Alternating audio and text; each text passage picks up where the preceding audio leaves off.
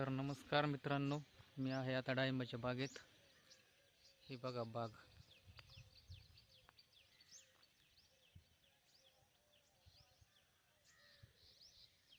अगदी मस्त असा ताण बसला होता बागेला. अचानक अवेळीच पाऊस पडल्यामुळे सर्व काही नियोजन ठप्प झालेलं आहे. हे बघा कसा ताण बसला आहे बागेला.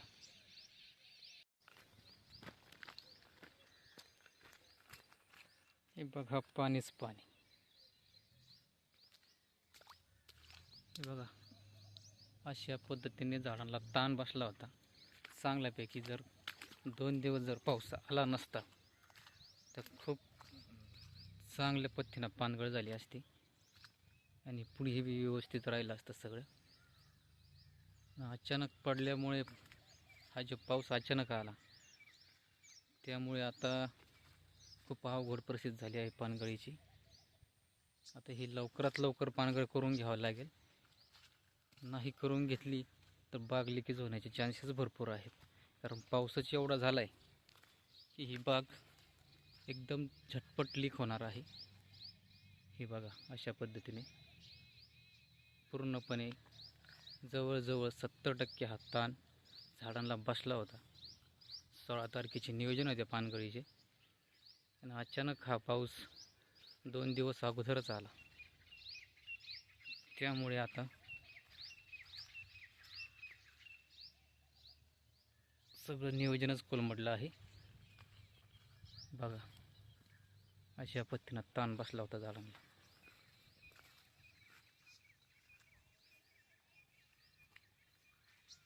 मस्त स्टोरेज रिवर्स झालं आणि चांगल्या पद्धतीनं स्टोरेज असल्यामुळे अशी मस्त कळीसाठी चालला असता प्लॉट.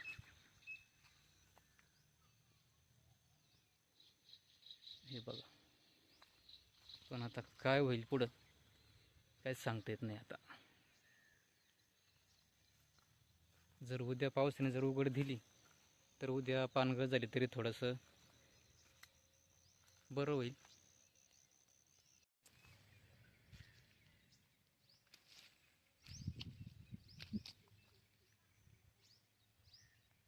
तर बघा मित्रांनो, हे आहे विहीर. अजून पाणी मापात आहे विहिरीत. 2 दिवसापासून सलग पाऊस पडतोय. अजूनही 2-4 दिवस असाच पडला तर ही विहीर गच्च भरणार. आणि ही विहीर एकदा गच्च भरली का हिला कमीत कमी ठेवणीपर्यंत दाबून धरण्यासाठी कमीत कमी 1 ते 1.5 महिना पाणी उपसावे लागणार आहे विहिरीचे. आणि हिचे जर पाणी जर उपसले जर नाही गेले तर हा जो प्लॉट दिसतोय समोरचा, हा प्लॉट याच्यात किमान 340 झाडं आहेत. आणि तसेच हा एक खालचा प्लॉट. जर पाणी उपसले जर नाही गेले विहिरीचे तर ह्या 2 प्लॉटमध्ये इतके पाणी निघते खालून जमिनीतून, महिनाभर तरी कमीत कमी ट्रॅक्टरही चालू शकत नाही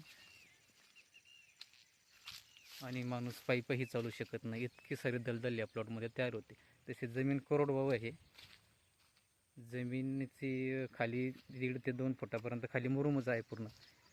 पण एकदा करानाला खालून पाणी सुरू झाले, विहीर जर पूर्ण भरलीन जर रान उपळलं तर हा प्लॉट महिनाभर हाताला येत नाही. आणि आता याला एवढा छान असा ताण बसला होता. पानगळीची तारीखही उद्या होती. आता अचानक पाऊस पडल्यामुळं परिस्थिती बिकट झालेली आहे. हे बघा छान असा एकदम छान असा ताण बसला होता.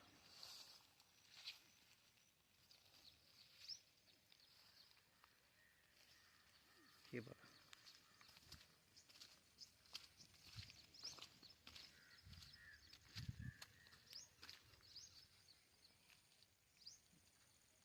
खूप असा मस्त ताण होता.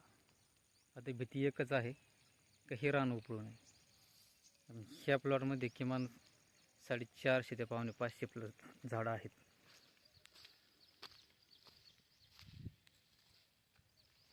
आणि सर्वात मोठे झाड ह्याच प्लॉटमध्ये आहेत.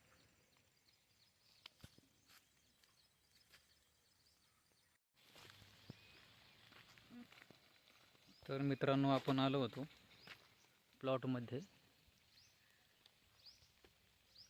चक्कर मारण्यासाठी, पण आता पुन्हा पाऊस चालू झालेला आहे, त्यामुळे आता मीच घराकडे निघतो. आणि विजाही थोड्याफार वाजायला लागलेल्या आहेत, त्यामुळे सुरक्षित ठिकाणी जाणं गरजेचं आहे. हे बघा, अशा पद्धतीनं तुम्हाला दिसत असेल पाऊस चालू असल्याचा. काय एवढा जोराचा नाही आहे, झिमझिमच आहे, पण विजा चमकत आहेत, थोडं गडगड वाजत आहे, त्यामुळे आता मी घराकडे निघालो आहे.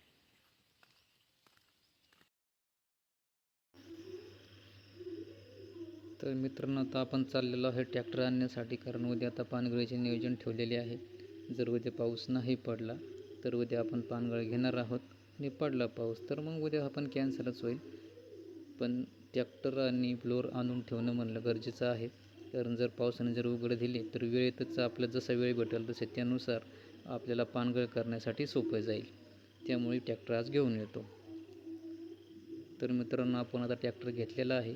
ट्रॅक्टर घेऊन आता गावाच्या दिशेने निघालेलो आहे.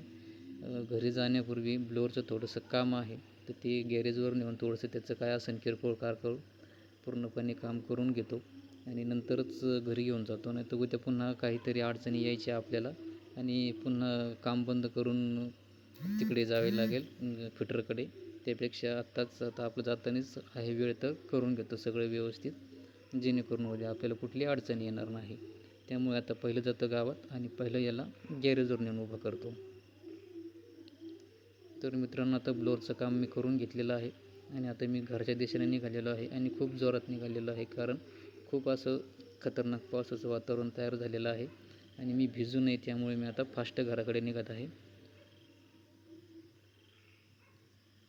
ते बघा, समोर ढगे कसे काळे काळे दिसत आहेत, त्यामुळे आता मी लवकर घराच्या दिशेने निघतो, जेणेकरून मी भिजणार नाही, कारण संध्याकाळचा टाईम आहे, खूप थंडी वाजेल भिजल्याच्या नंतर.